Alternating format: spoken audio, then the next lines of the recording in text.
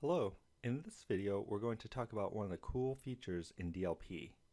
In DLP, we have the ability to block files that match certain criteria from being accessed by an application. These criteria are fully customizable and can be anything from a single word to an advanced pattern, and there are many built-in criteria such as social security numbers or credit card numbers. After you've selected a criteria, you can ensure that specific applications, such as a FTP program, cannot access sensitive data that match up with your selected criteria. We're going to create a policy to block the FTP software FileZilla from accessing social security numbers, pop up a message, and report on that to EPO so that we can see that it was blocked. Our first step is to create a criteria that will identify social security numbers and prevent those from being accessed. Select Menu, Data Protection, Classification. Here, we'll want to create a new classification by clicking on the New Classification button in the bottom left. Let's name this classification Contains Social Security Numbers Classification and click OK. Now let's select Action, New Classification Criteria. We'll name this classification criteria Social Security Numbers Criteria. Since we're adding a criteria for Social Security numbers, we'll want to click on the arrow next to Advanced Pattern. Then, we'll click on the three dots next to the field, and in the pop-up menu, we'll type in Social Security in the filter box and hit Go. Put a check next to the Social Security number, and then click OK at the bottom.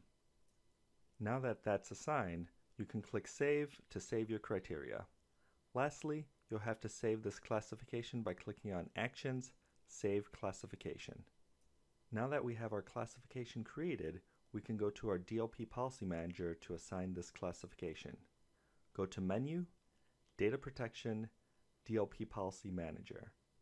First, we'll want to create a new rule set. Click on Actions, New Rule Set, and name this rule set Prevent SSN from being accessed rule set. Now click on your newly created rule set. Next, click on Actions, New Rule, Application File Access Protection.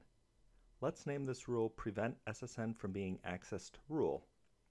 We'll also need to change the state from disabled to enabled, and let's change the severity from warning to major.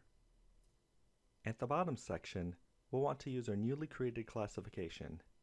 In the classification section, click on the three dots to the right-hand side. Select the Contains Social Security Numbers classification, and then click OK. In the Application section, we'll want to select the application that we want to block access to Social Security numbers. In this case, I'm going to click on the three dots to the right of the field, and when the window pops up, I'm going to click on New Item at the bottom. In the Name section, I'm going to enter FileZilla. There are many options available, but I'm going to click on the arrow next to the original executable file name, and next, I'm going to use the drop-down to select Contains and enter filezilla.exe into the box and click Save. Lastly, I'm going to put a check next to FileZilla and click OK. Now, let's move to the Reaction tab by clicking on Reaction. Here, let's use the drop-down to change the Prevent action to be Block. In the User Notifications section, click on the three dots to open up the User Notification dialog box. Now, check the default Application File Access Protection user notification and click OK. Lastly, let's check the Report Incident box and then click Save at the bottom right. We can now close the DLP rule set. Next, we'll want to assign this policy by clicking on the Policy Assignment tab. Click Actions, Assign a Rule Set to Policies. Select your Prevent Social Security Numbers from being accessed rule set and assign it to the My Default DLP policy. Then click OK. This will assign it to all systems with the My Default DLP policy. After you've assigned the policy, you'll need to apply the selected policy by clicking on Actions, Apply Selected Policies, and make sure that the My Default DLP policy is checked and click OK. Okay, let's go ahead and wake up the agent so that the new policies can be sent down to the client system. I'm just going to perform a collect and send props from the client. Now that the DLP policy has been sent to the client system, let's test it out. Here are two text files. one with a social security number and one without. I'm going to open up FileZilla and connect to my FTP server.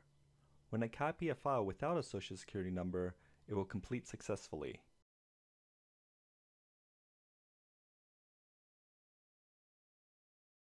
When I try to copy a file over with a social security number, it will move the file over, but all the data will be removed. This protects against the loss of sensitive data. As we can see, the file is empty.